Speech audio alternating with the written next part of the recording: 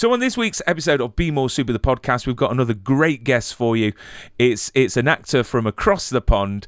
This actor has been in such things as CW's Coroner, DC Legends of Tomorrow, Hudson and Rex, Supergirl, The Expanse, Designated Survivor. Literally, the list goes on. This man is so busy, and it's great to have some time with him. It's Shawn Ahmed. Shawn, welcome to the show, sir. Thank you so much for having me. And you're definitely a busy man. You really are. So once again, thank you for giving me your time for a good old chinwag, as they say. So before we start talking about your wonderful career and some of the projects that you've got coming up, like I ask, my guess, it's a bit of a check-in really, because the last 2 years have been quite stressful, unusual for some. Some it may not have changed anything. It depends how social you are. But I mean, how have you kept positive over the last 2 years, and how have you kept moving forwards with all the challenges that we have faced? Well, I think I think you kind of like what you said there, just moving forward. I'm pretty good at kind of blocking things out and just moving on. That's something that I've just always, you know what I mean? Like I'm very lucky to have a very supportive family, a really great group of friends, and a lovely partner that I can lean on when things are tough. It is strange to be in a business that is specifically in Toronto right now that is booming while the world around us is falling apart. So there's definitely like a push and pull there where as a member of society, I feel very saddened by what's happening. I feel very saddened by, the way we're reacting to doctors and scientists, and the way political motives are kind of driving narratives within our landscape. But no, it's great. I mean, I've got to say, being in this industry, have you ever wondered to yourself how important that you are in what you're doing in these times? Because, we look for shows and TV shows and films to escape from this whole, horrid things that are going on at the moment. Do you ever wonder or think to yourself how important the work that you're doing actually is? I think as an actor, I don't think it's particularly important. It's dressing up and playing pretend, and a lot of people can do it. There's a lot of incredibly talented actors and actors all around the world. So in that way, I think the importance is really on storytelling, where I think like the writers and directors and producers that are doing the heavy lifting before any of us actors that even get to set. That's where the important stuff is being done, because those are the stories that actually, they're deciding this is what we want to do. A network is saying we want to tell this story at this time in our world, and that is important, and it's exciting to be a part of that. So I see the importance of the industry. On a personal level, no, I think I think it's really fun, and I try to keep that in mind, both so it doesn't add a self-importance to my work while I'm doing it. And then just try to keep myself a little rational as I kind of navigate what is a very wild industry. Well, that's definitely a humble approach, because what you do, I think, is fantastic. And yes, we've got to give a nod to the writers, the people behind the camera as well, because everyone's job is as important as each other's, because it is one big machine. So what is Shawn's origin story? Where did you grow up? What does your early life look like? Give us a bit of a picture. Yeah.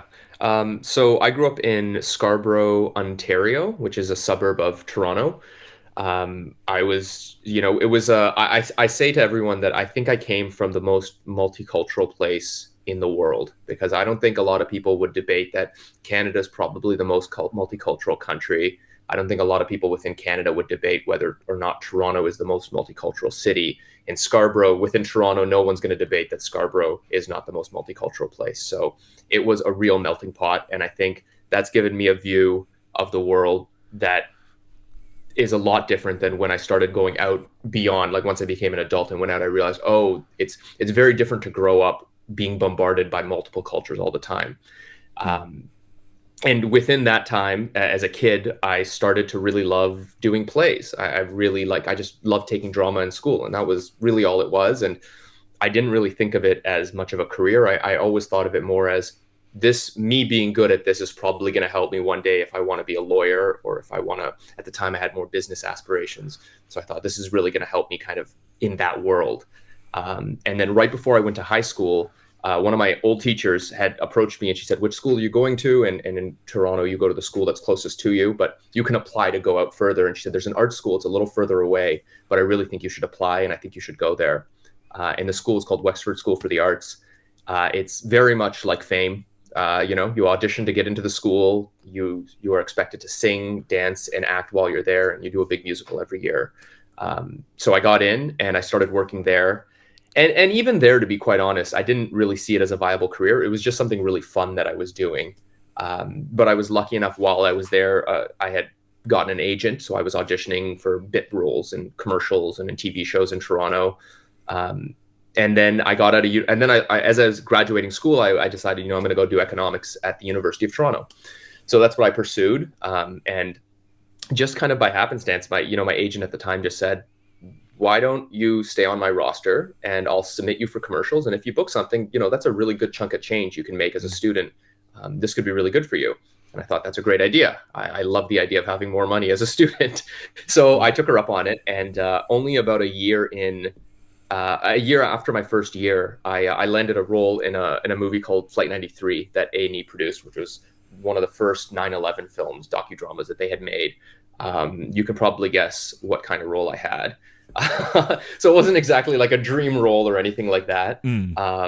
But it was, my first opportunity to be a supporting role in a movie that Lionsgate was making with A&E that really I got to sink my teeth into something. I got to be on a set day in, day out.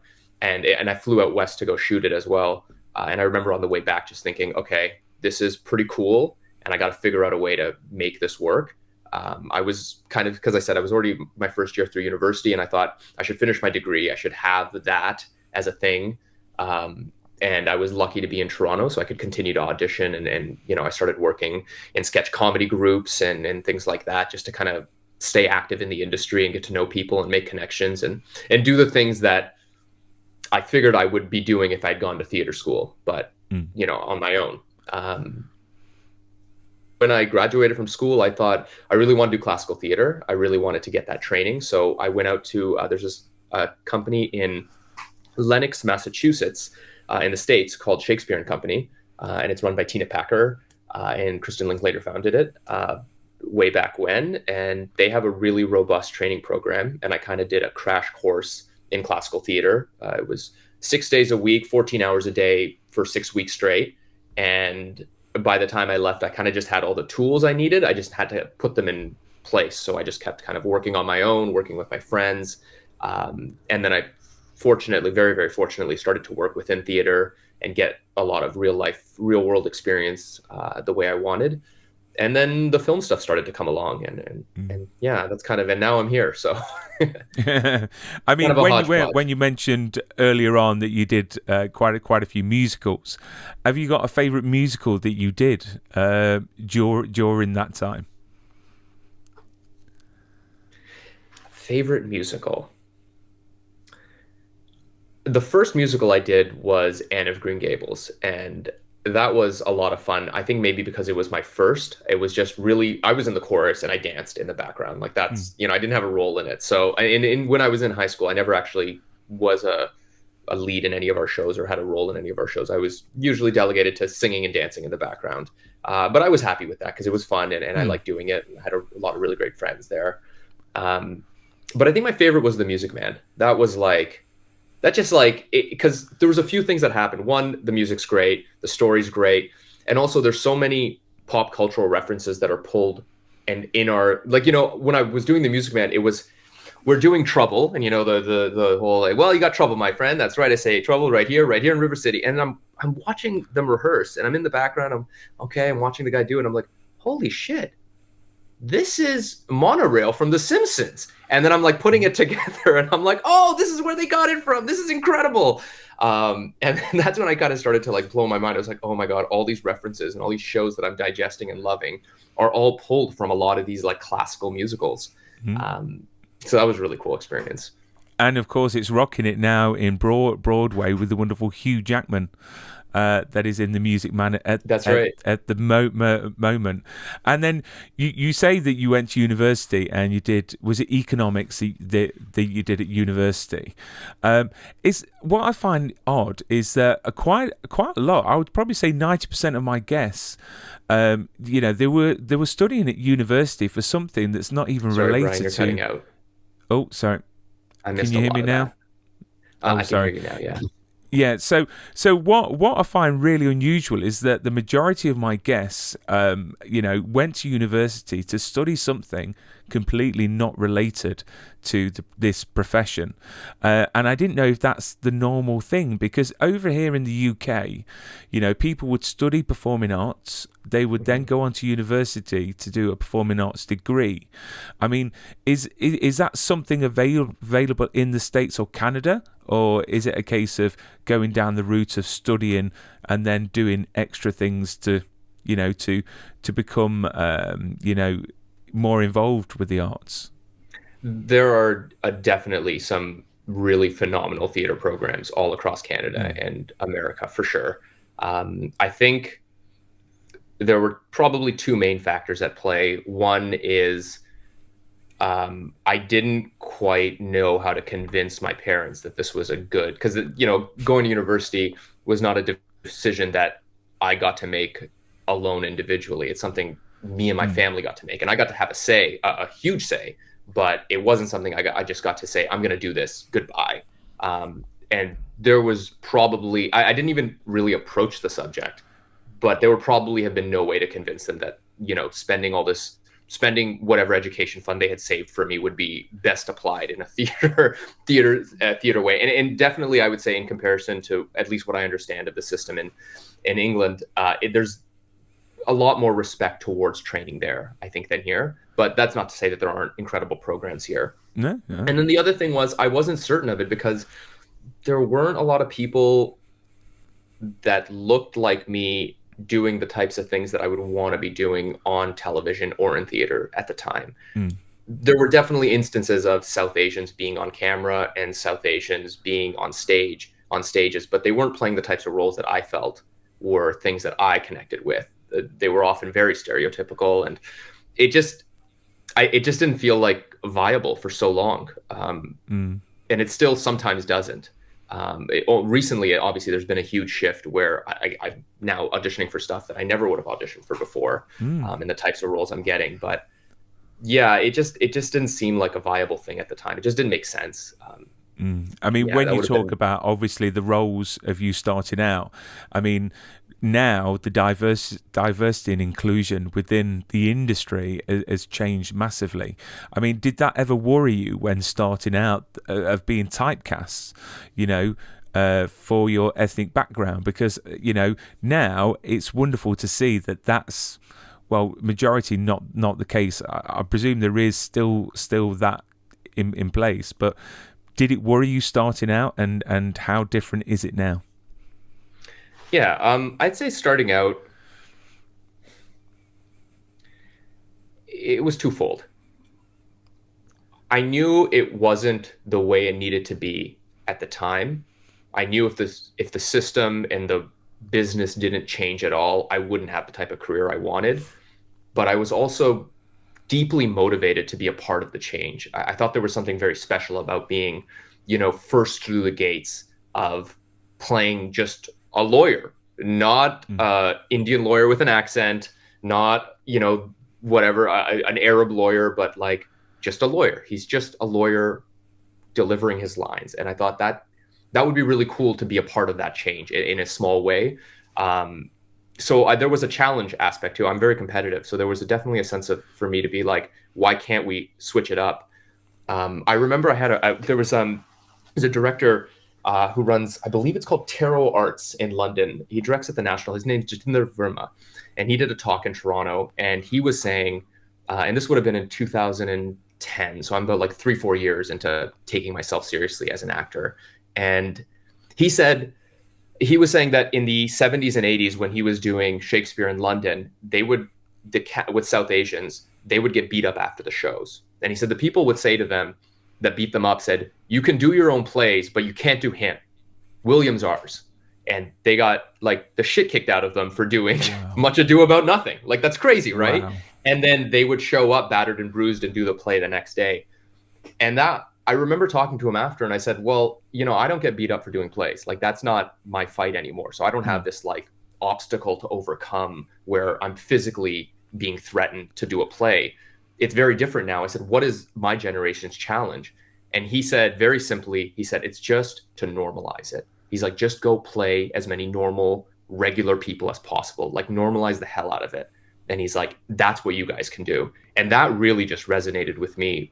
And I thought, that's what I want to do. Around that time, I also was very fortunate. I got an agent. I had switched agencies, and the agent I got was just like, just across the board, we're not going to submit you for stereotypical roles. He's like, it means you're going to work less, but he's like, we're going to force them to see you as just kind of this weirdo dude that can be kind of funny sometimes and kind of dramatic sometimes. And that's what we're going to push. And it means less work at times, but I thought that's okay. I don't want to be typecast that way. That's not the kind, I'm not going to sacrifice my blood, sweat, and tears to have a place in this industry that doesn't sit right with me. So I thought if I'm going to do it, it has to be somewhat my way. I mean, you're definitely staying true to the art, aren't you? So you're not selling out just for the easy roles. And, it's great to see Denzel Washington doing Shakespeare. I think it's fantastic. Yeah. And, it's all about that. I think that we need to create a bit of blindness when it comes down to judgment and focus on the talent and what this world can offer, because there's so many talented people out there. So when starting out in the industry, who did you look up to within the industry as performers? When I was starting out, well, I've always loved Keanu Reeves. And I just thought, like, this guy is so good. And I knew that he had done this production of Hamlet in Winnipeg, because the director of it was an acting coach of mine in Toronto, Louis Beaumander. And I just kind of really loved his approach. I loved how deeply he was always committed to the craft. So he was someone that I definitely looked up to. I loved Robin Williams, Jim Carrey, just kind of wild people that were doing wild things. I thought that's exciting. And then more from a classical perspective, and we don't make movies like they made before, but I really love Charlie Chaplin and Buster Keaton. Like, I love their work, and I love Peter Sellers' work. It's so, when you're that odd of a human being and you can fit somewhat into the box, but still subvert expectations over and over again and make people laugh over and over again, I think that's when, for me, storytelling is at its strongest. That's when we really start to, because you just blow people's minds. Yeah.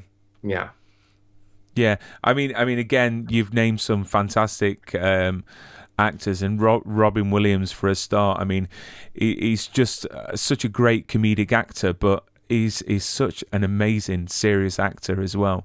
You often find the comedic actors make amazing, straight actors in the way that they perform on screen. So let's talk about a project that you was involved with. A couple of months ago, we had to say goodbye to one of the biggest shows and the most mind-blowing shows that we've seen on our screens, which is The Expanse. And so which literally has been, I caught the series a bit late. And but I had the fortunate opportunity to binge watch the first couple of seasons, which was fantastic. And I've had many of the guests from that show on this show, and you came in season 3. So how scary, because you played Lieutenant Boyer, and how scary was that to come into season 3? Did you watch the show beforehand, and what was it like to work on? I was a huge fan of the show. So the Expanse, I had a Joe job. I had a business job. Like I was working at a theater company in Toronto. I was managing all their subscription sales and I was working in their marketing department for several years. It's a full-time gig, and I was acting on the side for many years. And I remember one day I just kind of hit that point where I said, I can't do something else anymore. I've got it. And I didn't have a job lined up that was going to like give me the financial freedom to just act. I just thought like, I'm cutting the strings. I'm jumping off the cliff. I'm taking my shot. So I quit my job. I gave them several months notice. After the day I left on a Friday, on Monday, I auditioned for The Expanse. It was my first audition as like, nothing else. I need jobs now to pay my bills. This is not for fun at all in any way. And I got it. And yeah, I think just at that point in my life, I was in it was just so much fun. Like I wasn't scared about it. It was intimidating at times. You know, the first day on set, you walk in and you're on a 2-floor spaceship with an elevator that's moving up and down. You got hundreds of extras walking around you. And like, I'm working with Byron Mann, and it was intimidating in that sense, but it was a lot of fun. Like it was a great reminder that this can be like one of the best businesses and careers in the world if you get to do stuff like this. That was really cool. And when you auditioned, I've got a little picture there I'm going to bring up on the screen. There you go.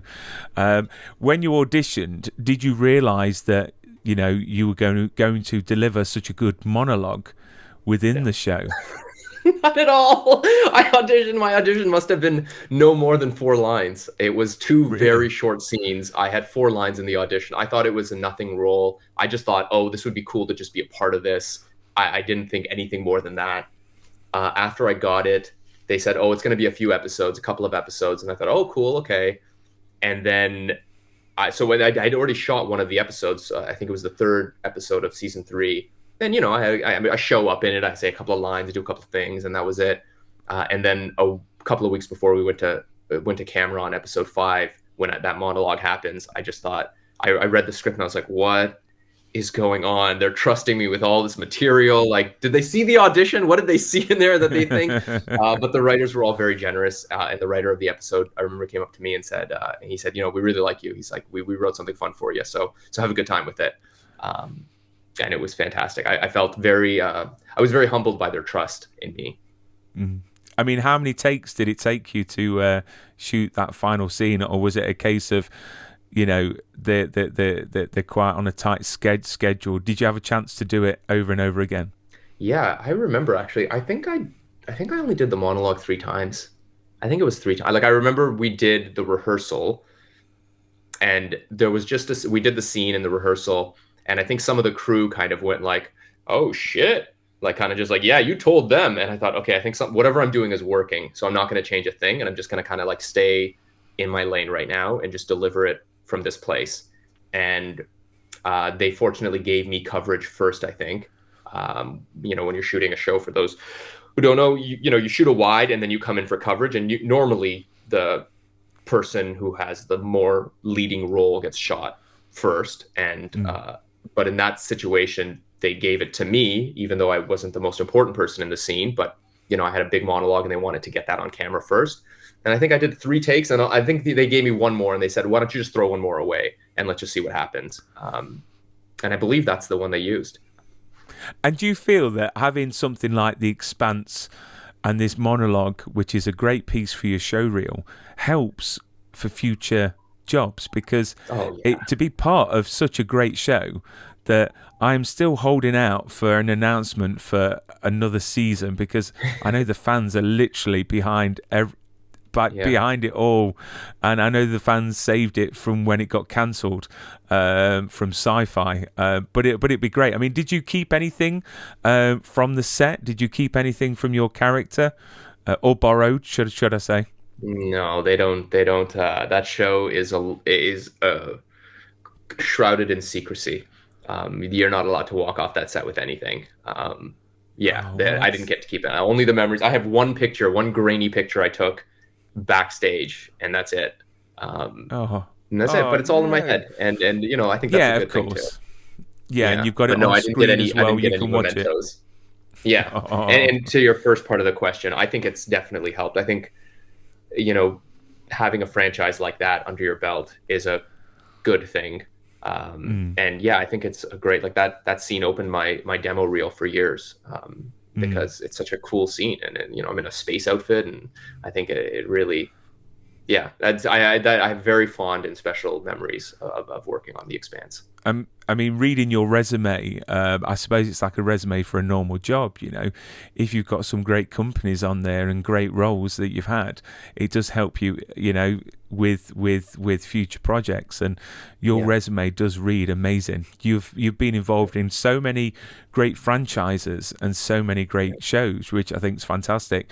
And then coming up very very soon, we've got a Lifetime movie franchise, Fallen Angels Murder Club, which sounds awesome, the title itself. If you could tell us a bit about who you play, because you're in it with Tony Braxton, which for me, Unbreak My Heart will always be a classic, written by Babyface.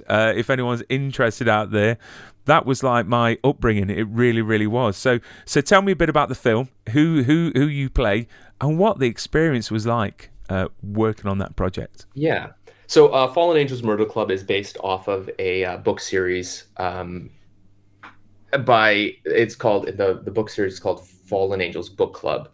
It is about a group of ex-convicts who are in a book club, and every movie someone has, they're connected, and it's somehow connected to the book that they're reading, and they are all worried that if we don't solve this mystery ourselves, the police are definitely going to blame us because we're all criminals. So they take it upon themselves to solve the murder of each movie. I play a character named Mark Balin. I work at a law firm in the first movie with Tony. She's a disgraced lawyer in the series, and we work at a law firm together. And as the series moves on, we join forces and work more we work together a lot more as a duo. As a lawyer duo. Yeah. That sounds awesome. And this is going to be on, is Lifetime a channel? Where can people watch this? Because again, a lot of my viewers and listeners for my show, believe it or not, 80% are in the States and Canada. So a lot of these shows we can't even get in the UK, and it's so frustrating because it just sounds absolutely awesome. So where can viewers actually watch this if they're in the right country? They can watch it on Lifetime Network. It's a very large, profitable network in America and in Canada, and they can watch it on Lifetime Network. I say profitable because, you know, Lifetime does make a lot of Christmas movies. They make a lot of, you know, Hallmark-esque films, with their own twist, of course, and they are very good at making those movies. Those are very profitable films, and you're a part of it. Like, sometimes we forget that this is a business, and you know, you have to make a product that people want to see. And I know a lot of actors roll their eyes at Christmas movies, but people are watching them. People love them, and they're simple stories. They're easy to just sit back and watch and enjoy. And I know Lifetime specifically has really tried to kind of push the envelope of what they're able to do and what they can get away with. And this is part of a kind of not that they're rebranding in any way, but they want to have a darker slate of films and franchises that kind of come out throughout the year, and this is part of that. And everyone loves a good Christmas movie. I mean, the thing is, every year on Netflix or the Hallmark channel, we get Hallmark in the UK, which I'm quite pleased with. You know, everyone loves a feel-good movie at Christmas. I read as well somewhere that you started your own production company called, is it Crazy Shorts? Crazy Shirt Productions. Sorry, Crazy Shirts Productions. That is probably my autotype when I'm doing my notes. Is that still going? And if it is, if you could tell us a bit about it, because reading up, I just think it's all awesome what you've done. Thanks. Yeah. So Crazy Shirt, just to give you some background, started me and my buddy Scott Lever. We're working in a telemarketing center.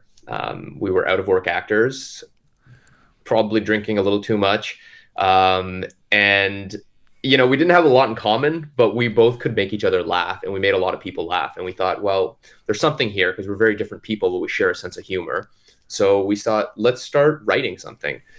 So we wrote like a TV pilot, and we thought it was funny. So then we thought, okay, how do we make this now? And we just kind of were like, okay, well, what do we need to do? So I reached out to contacts, and I said, okay, I think we need to learn how to edit because we won't be able to afford an editor. We don't have enough money. So we just downloaded Final Cut Pro, and I took tutorials on YouTube and just taught myself how to edit. And then we kind of like figured out all the other aspects of production that we would be able to absorb. And then anything we couldn't, we added up the cost and thought, okay, let's put that in. And I think we put in $500 out of pocket to make our first project each. And yeah, we hired, a sound guy and a couple of camera guys. And we just kind of like ran around the city and shot this pilot. And when you're shooting like that, you have to beg, borrow, and steal. And our joke always was, if we were like, oh, can we really ask this person for that? It was like, okay, let's just put on our crazy shirt over here and see if that'll work. And that's how the name was born, because whenever things got tough, we said, let's put on our crazy shirts and just see if we can figure this out. And then from there, it was really just a place for myself, Scott, and several of our friends and artistic colleagues to kind of write, direct, and create within. We found ways to get some funding from networks in Canada. So we became kind of like a little bit of a hub where people could come and create. We haven't made a show in a few years, truthfully, but it's still very much alive. Our projects are still airing across the country, and they're all available online. And it's not, I wouldn't say it's dead by any means. Like, it'll come back at some point when we have time to start writing and directing again. I think a lot of low budget productions and like indie films, as people call them, or indie projects, I think at times that they have more love and more substance to them. I don't know. I mean, I quite like a good indie project. I really, really do, because you tend to find really good stories and great acting in it. So it's great that you're doing that, because these TV shows and these networks, it's great to get the networks behind it, because I don't know. I look at some shows and they've obviously put loads of money behind it and everything like that. I mean, is your aim is to keep it, sort of a bit more independent, with the opportunity of going on networks, or is it the opportunity to make things bigger for the networks? Listen, I'm not above a network deal. That would be amazing. Yeah. I wouldn't say no to that. Yeah. But I would say, I think, like, if you want to see the best and worst content, go to a web festival, because that's when networks, there's so much money behind these shows that are coming out. So of course there's so many parameters and checkboxes that they have to hit before the show can get to camera, before these millions of dollars are pumped into it. So yeah, sometimes the stories start to kind of blend into one another and feel a little bit of the same. But whereas in the indie world, you can just take huge risks. And sometimes they pan out and sometimes they fail miserably. So to its roots, where we are very indie, where we continue to kind of make things. We made a feature film together a little while ago that was made within, like, it was all shot in a cabin, and it was because we were in quarantine and no one could really leave. So we thought, well, we'll just go to a cabin and shoot a movie. So we kind of try to keep the essence of what that is. But at some point it would be amazing to push it forward and to get real money behind some of our projects. That's awesome.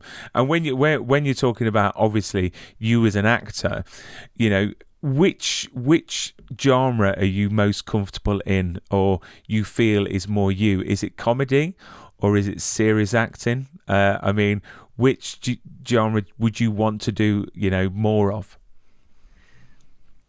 If I absolutely had to choose, I think I would choose comedy. I just think when you can make people laugh, you can open them up and you can accomplish a lot more with your storytelling. But I think there's value to both. And I always say I love being the straight guy in comedies, and I love being the funny person in a dramatic project. That seems to be where I have found my niche as I've moved along, to kind of change whatever it is I'm doing. Like I'm working on our show Coroner, where I play the show. And in comedies, I usually get cast as the straight man when jokes are bouncing off of me, and I don't get to enjoy the laughter the way everyone else does. but being the straight man in a comedy can sometimes be the funniest part, to be fair, because as Brits, our comedy is slightly different. We are a bit more sarcastic with our comedy, so it may not come across funny, but I think that the least reactions you have can be actually funnier. But Yeah. I've also been told as well. I don't know if you can speak about this, but you've got coming up. You're working on something that's going to be on Paramount Plus. It's going to be a recurring role. Yeah. It's set in space. I don't Let me know stop you if you right there, can. Brian. I can't talk about it. I've been told Damn it! very specifically not to talk about it. I wish I could, but I can't talk about that. Sorry, I don't want to get in trouble. I'm too it is small. fine. I'm too low on the totem pole to be able to talk about these things. I'm not a star. I'm a working actor, and when you're a working actor, you just chug along and you get your marching orders, and my orders are not to talk about it. Do you know what? I had Doug Jones on the show a while back, and when I advertised that I was going to have Doug Jones on, literally I had an army of people from that production contact me, telling me what I can and can't say, what I can and can't ask him. And I can understand, NDAs, you wanna keep it as secret as possible, because in the world of the internet, literally nothing's secret anymore. And I think that ruins things. I mean, I can remember having to go to a video store like Blockbusters and get in a video, and having to go through the trailers at the beginning to see, about these future films. Now, at a touch of a button, you can find out everything about it. So I think it spoils it a bit, but it's fine. We won't talk about it. Obviously, Paramount Plus is doing a stellar job at the moment with the shows that they've got and what's coming up as well. So we won't talk about that. But yeah, damn it. You know what? I always get this, but do you know what? Exactly, you're a working actor, so you've got to look after your craft and your business. So, but talking about your IMDb, there isn't anything on trivia, which I think we need to change right here, right now, because let's ask Shawn a few questions to maybe put on his trivia. So let me have a look what I've got in here. So what's the most interesting fact about you, Shawn? Most interesting fact about me? Yeah. Well, I don't know if it's the most. I'll give you two facts that are maybe people don't expect from me. I love ice hockey. Like, I love the Toronto Maple Leafs. I am a diehard hockey fan. I played as a kid. When I was a kid, I thought I was going to play in the NHL. I wasn't ever good enough, but I thought in my head at the time that I could be one day. And I still play as an adult. And I watch every Leafs game. So I'm like a diehard hockey fan. And I also, loving to cook is not a really interesting fact about anyone, but I'm really good. I'm a really good cook, specifically with Indian food. I make really good curry across the board. Yeah. You can't beat a good curry. Hotter the better. But yeah, talking about ice hockey, the only ice hockey game I've ever been to was the Washington Wizards against the Maple Leafs. Oh yeah, Washington Capitals. Yeah, Capitals. Sorry, Wizards is basketball. Sorry, that's right. Yeah. And I was a bit disappointed because there weren't any fighting or anything like that. It was quite a gentle game, and They've was like, taken it out of the game now. Yeah, there's really not a lot of that stuff anymore. But that was awesome to watch. Next question: most embarrassing moments. Most embarrassing moments. Yeah. I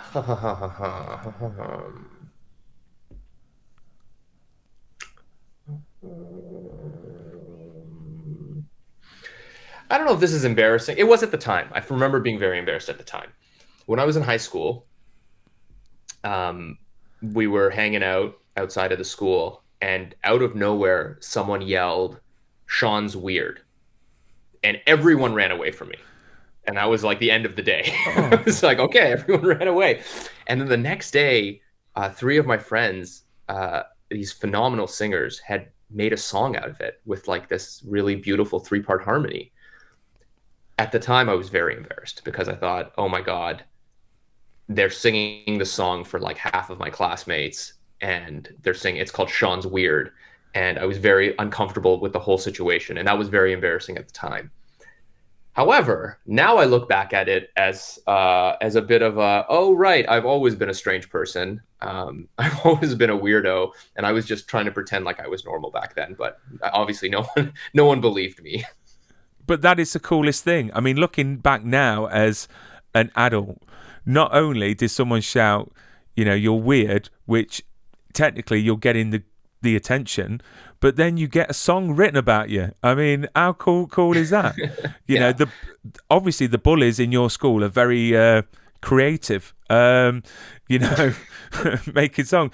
I got well, at least now bullies do it over the internet, so they're lazy. So at least back then they sung songs, which is great. Yeah. They had to sing and it a in my three-part face. harmony as well. A three-part harmony. I went to a What's school your of very life? talented people. Yeah. What's your lifelong dream? Within this career. Specifically to the career? Well, it could be anything, actually. Yeah, let's make it anything. This may sound silly, but I'm very happy to be like a working actor, a journeyman actor. I think I love the life that can give me from a day-to-day perspective. I love that it gives me an opportunity to work on lots of different jobs, and I'm okay not being a celebrity or star. Those are not things that I've desired the same way, especially in the last 7 years. But I would like to get famous enough so that I could be in the NHL Celebrity All-Star Hockey game. That would be awesome. That's my perfect level of fame. That is awesome. Do you know what? I'm not sure. Is Michael Rosenbaum in that league? Because he plays a lot of ice hockey. Lex Luthor from Smallville. Yeah. He always puts on there that he plays for like a celebrity ice hockey. And I know Christopher Reeve son played or something like that. But who knows? Do you know what? That is a great dream. Ice hockey is obviously your love, but would you say it's good, as you say, being a journeyman? Do you think it's safer not to be the main star and to be a supporting star than be a main star? Because when you're a main star, I suppose that it's easier to fall down, if you know what I mean. Is that if you make a couple of flops? I mean, between you and me, Bruce Willis, to me, has been an amazing actor in the past, in Looper and Die Hard and all that lot. But he's doing quite a few films now that aren't the best. And right. For me, it's sort of like, but I suppose being a journeyman, there is some amazing actors that are there, and I consider them as important, to be fair. Do you know what I mean? Do you think it's safer to be a journeyman within this in this profession for security wise than be a main star?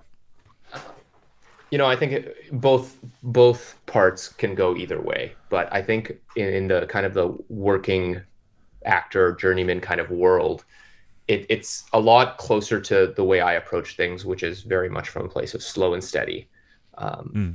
If you rise up slowly, you're not going to fall very quickly. It's not going to be taken away from you very quickly either. I think definitely if when I started out in my early 20s, if I had gotten a starring role in something, and this is just, it's not the person, it's just the business, what it makes you now can only work as like the lead and things. Doing anything else is a huge hit to your ego. It's a huge hit to the way people perceive you, what you believe you're supposed to be getting. The financial cutoff is huge. You lose whereas as in kind of the position that I'm in, I'm not above a small role because it can be a lot of fun. It can be really fun to just go for a day, and it's very stress-free because I know I can do my job well, and I do it for a couple of days, and then I walk off the project and move to another one. I'm not expected to carry a show, and if the show fails, it's not going to personally hurt my career in the same way. So there are merits to moving slower through it. Yeah.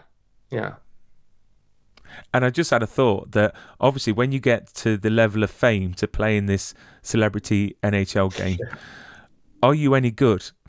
Because it's I'm one a thing really good skater. getting into it, but imagine if you got on there and you couldn't hardly skate, and that would be No, I'm hilarious. great. But as long as you're good, that's all what matters. And the last question for your IMDb is: if you were hosting a party or a soiree, and you had to invite 5 guests, dead or alive, who would they be? 5 guests. Okay. Just off the top of my head. Austin Matthews, star of the Toronto Maple Leafs. Charlie Chaplin. Robin Williams. Meryl Streep.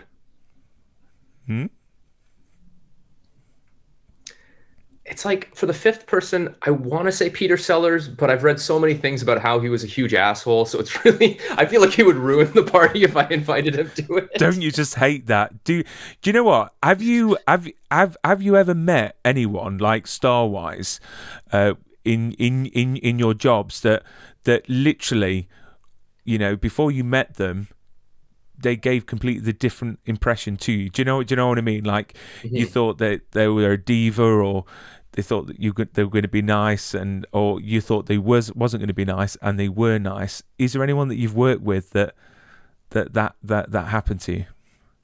I would say with most quote unquote stars that I've worked with, there's always a disconnect between their public perception and who they are on set. It's not for better or for worse. It just, you have to be a certain person in the public, and you probably work a different way, and everyone has their own process. The person that really comes to mind is Toni Braxton. She is so humble. She is so down to earth. She is so nice. She is one of those actors where, you're working with someone special when an actor has their own hair team and makeup team. Like, that doesn't deal with any of the rest of the cast. Like, it's just like she's got her own team, her own people, handlers following her around. And that's fine, because she's got a huge brand that she needs to protect, and that's who she is. And these movies that I'm making with her are banked on her name. But my God, is she humble. My God, does she care about every single person on that set. I'll give you a quick story on that. We were shooting a scene with a lot of extras. And in one of the takes, one of the extras, slipped and fell in the background, and we kind of had to stop, and we just kind of re-recorded. And he kind of got up, and he was like, "I'm okay, everything's okay." He was a little shy about it, and he didn't want to take attention away from what we were actually doing. Toni didn't really notice when it happened, but I think like 30-40 minutes later, someone told her, "Oh, that guy fell," and she went and found him in background holding to talk to him and like make sure he was okay. And she was like, "Are you okay? You're a part of our team. That means we take care of everybody. Like, is there anything I can do for you?" She's an executive producer. She was a leader in that moment when no one was asking her and no one expected her to go to background holding and talk to this guy. And he was like over the moon. He was like, "Oh, I'm just such a huge fan of yours. Can I maybe just take a photo?" And she said, of course, let's do it. Let's whatever you want, man. It's not that I didn't expect Toni to be humble or anything like that. I didn't have a lot of expectations as who she would be as a person, but I was blown away by her humility as a human being. But this is what people don't realize is, as you said a moment ago, they are people. The one thing on screen and another thing off screen, and like us, we have our good days and bad days. We sometimes just want to be left alone when you don't know what we're going through. I mean, I had to look after Nichelle Nichols, Lieutenant Uhura from Star Trek, the original, and I thought that she was going to be a bit of a diva because she's quite a big name. And we ended up going shoe shopping together. And like literally, she was the nicest woman I've ever met. We talked for hours about the first ever interracial kiss on TV with her and William Shatner. And she gave me a big cuddle and a kiss at the end of the day. She was about 75 at the time, 80. But she just blew me away. She really, really did, which is fantastic when you meet people that that you think are fantastic and they're not going to let you down. So what is next I for would you? say that Obviously, most people, I would say just to add to that, I would say that most people that are working at a very high level in this industry are usually very kind people, because there's too much money riding on working with assholes. Unless they're just so good, it's undeniable, and they have their own brand that just carries them. And even that eventually falls short at some point. But, it takes a village to make these things, and no one wants to keep working with a toxic person.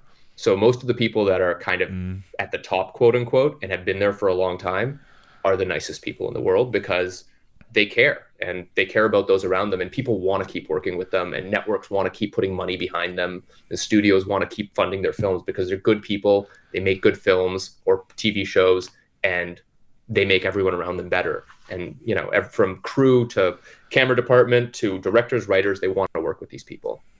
And you're spot on, because I'm not going to name actors, but there are some quite high profile actors that are like that, and where are they now? People don't want to work with them, and their products, their name has sort of been tarnished a bit. But what are you working on at the moment that you can talk about or not talk about? Is it a case of you're putting your feet up while you prepare for Fallen Angels Murder Club to come out? How are you keeping yourself busy at the moment? Yeah, well, I'm pretty much an out of work actor at this point, so I'm auditioning a lot. I'm working on an animation show with PBS. It's my first cartoon that I'm going to work on, called Rosie's Rules. So that's kind of something that I'm currently working on. And then I also love to produce. I said that movie that I made with my buddy. We're going to try to release that. It's a horror film. So I'm producing that right now, and kind of working. We're kind of just getting it through post production. And then, is that called is it Sanctuary? That Sanctuary, yeah. Awesome. Yeah, it's going to be a fun one.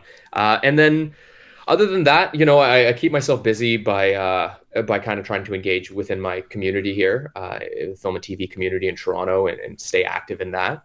I work with a charity called POV, and we help marginalized youth and young adults and people that don't have access to film training, education, or anything like that, oftentimes from communities where there isn't an opportunity or any sort of lifeline to do any of this stuff. We try to give access to those people through mentorship, job training, placement, and ultimately try to place them in the industry. So I'm working very actively with the charity right now. We're working on a whole bunch of different types of projects. So you say you're out of work actor, but it sounds like you're very busy. So I'm a busybody. So for my own sanity, I have to keep things going. I hear you. I really do. But Shawn, you've been a great guest. I hope all the best for you. Keep safe and stay super. And I look forward to all the projects that you do in the future. Thank you. I really appreciate that. Thanks for having me. This was a lot of fun.